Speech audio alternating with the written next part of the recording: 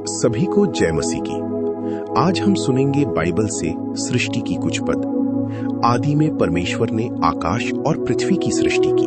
उत्पत्ति 1:1। फिर परमेश्वर ने कहा, जल जीवित प्राणियों से बहुत ही भर जाए और पक्षी पृथ्वी के ऊपर आकाश के अंतर में उड़े। उत्पत्ति 1:20। इसलिए परमेश्वर ने जाति जाति के बड़े बड़े जल जंतुओं की और उन सब जीवित प्राणियों की भी सृष्टि की जो चलते फिरते हैं, जिनसे जल बहुत ही भर गया, और एक एक जाति की उड़ने वाली पक्षियों की भी सृष्टि की। और परमेश्वर ने देखा कि अच्छा है। उत्पत्ति 1:21। ऐसे ही ईश्वर ने बक्की सा जगत सृष्टि किए थे। आज हम 3 पद सुने हैं और भी है दूसरा वीडियो में सुनेंगे। कृपया कमेंट, लाइक करें और इस वीडियो को शेयर करें। धन्यवाद।